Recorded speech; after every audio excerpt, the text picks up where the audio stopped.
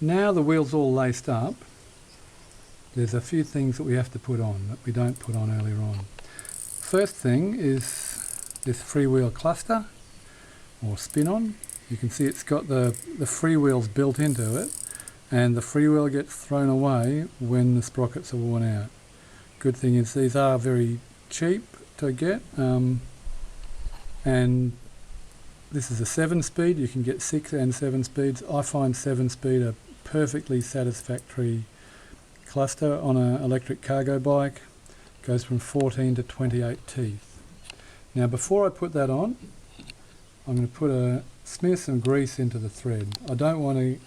What you don't want to have is your cluster stuck on the hub, and you just want to you always want to grease every thread on the bike, I reckon, especially if you live somewhere wet. So everything that goes on this side has to get threaded through over the power cables that go into it. And when you put on a cluster, you want to feel carefully to see if you've got the thread lined up. Yeah, I've got it lined up. I'll just check from the side, make sure it's looking right. You don't want to cross thread onto aluminium, that'll wreck it quickly. Now, it's easy to put one of these on because the freewheel holds it, so you can just tighten it up. But it's worth having the tool available to put it on if you think you're cross-threading at the beginning, or you need to take it off again later on. That's a spline tool that fits into the splines in the freewheel that you use for taking these off, and you'll be grateful for having greased it when the time comes to take that off. The way I do these is to put this clamped in a vise. You can see the damage that the vise teeth have made to the hex end. Then to put the wheel on top of that and use the wheel as its own leverage to spin the cluster off, or spin the wheel off the cluster, I suppose. Now that we've got the cluster spun on, we'll put on the washers. Now, included with the hub motor is a little bag of extra bits and pieces. There's these plane washers, which is just a thick plane washer that fits on that axle, and these torque washers. See, the torque washer has a lug on the side that engages in the dropouts in the frame to stop the axle spinning when it comes under the torque of the motor. The motor needs something to push against so that you can push your wheel around, and so it pushes against the axle, which pushes against the frame with the help of this torque washer. The torque washer is really important, and it's also really important to make sure the wheel's well bolted in, because the axle's trying to turn in that frame. So there's also a big wheel nut and a plastic cap nut that we'll get to in a minute. So I've found that I need to put the plane washer on first before the torque washer, to space the torque washer off the cluster. So I'll thread through the 3 phase wires and the 5 sensor wires. The 3 phase wires are what take the power from the controller to the motor. See, that fits on there up against the shoulder on the axle, and likewise I'll thread the phase wires through the torque washer and the sensor wires, and thread that through. Now you can see the torque washer can go onto that the axle's got flattened sides just there. Now I tend to put the lug on the torque washer, well the lug has to go down, but I tend to have it so that the cable can bend upwards.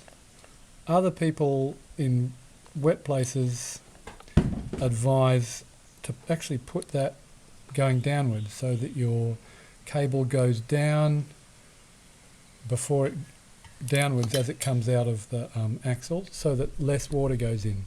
so I should probably try that myself. So there we go, that's ready to go into the frame. This cluster is very close to it, not quite touching, but that cluster will spin on a little bit more once it comes under the tension of the chain. And the last thing to go on is the nut. Now sometimes I use a washer there. You've got to be really careful about using a washer under the nut, because what you don't want is for the washer to allow the make it easier for the nut and the wheel to slip out of the dropouts. But yeah, we'll check that later on. But for now, I'll put the nut straight on so that the nut will be bearing directly onto the outside of the dropouts.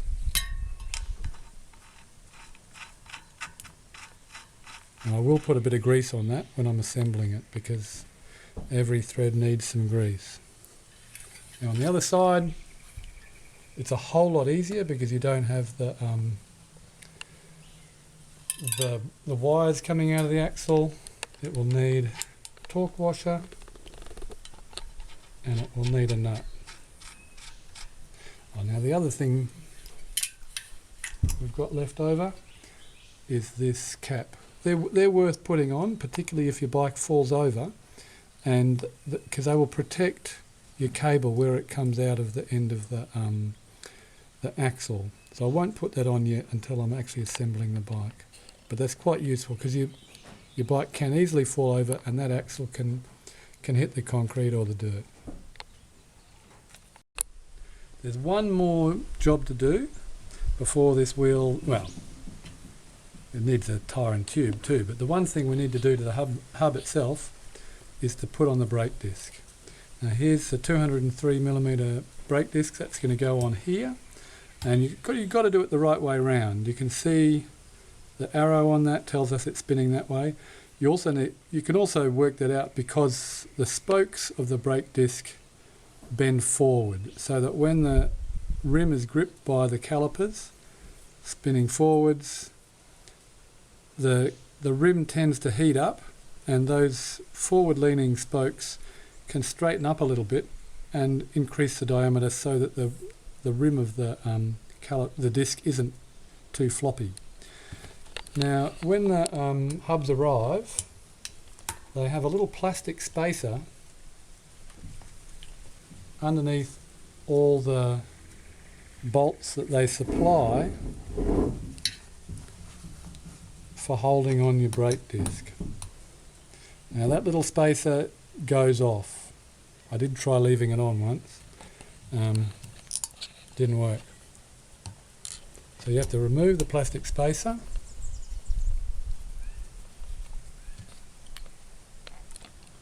and leave it off. If you don't want to use a brake disc, sometimes, usually in a front wheel, you're a bit short of space between the dropouts and you want to remove that space, but you still want to plug these holes. These holes go right through into the heart of the motor in most motors. I think it does in this one too. You've got to be careful about putting bolts in that are too long or putting in the same bolts without the spacer, because if they go in too far, they'll run into the workings of the motor and do damage. So you might have to cut shorter bolts. You want to leave the holes plugged, but you don't always want the bolts to stick out too far.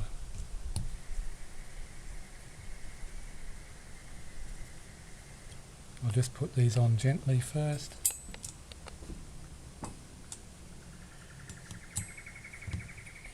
So I've just put all these bolts in just lightly. You don't want to do them up too tight at first because you want the disc to be able to move to line up with the other bolts. Now I'll go around and I'll tighten them up. I'll go around twice. Bolts into threads in aluminium, you've got to be so careful. It's so easy to strip them.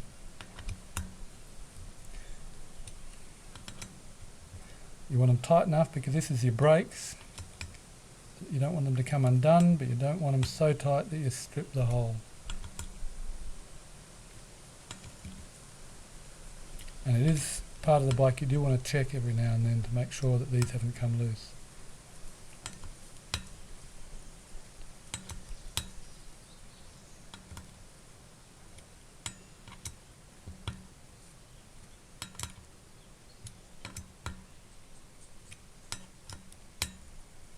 Okay, that's good now.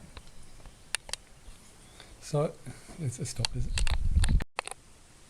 So here's our wheel, brake disc on one side, cluster on the other side. Last thing it needs to before it goes on a bike is a tyre and a tube. So you probably know how to do a tyre and a tube anyway, but we'll just go through that.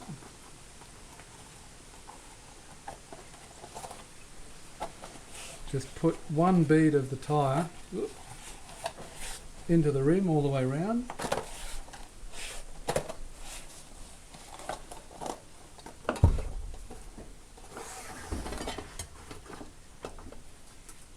Here's the tube with just a little bit of air in it. You want to have just a bit of air in it, no pressure, but just you want it round so that you've got less chance of pinching the tube while you're assembling it.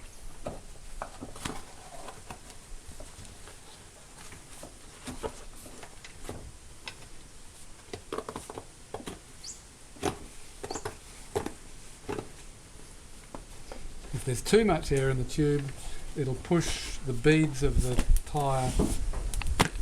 Now that was easy to put on, really easy. But now that we've got it on, we'll start at the valve. You always push the valve in to make sure that there's no tube caught underneath the bead, and make sure that pops out, and then go all the way around, bending the tyre both ways, again to make sure there's no tube caught under the bead. As you can see, we're doing a lot of things to make sure that that tube isn't getting caught inside. So that's pretty good, that's ready to pump up now.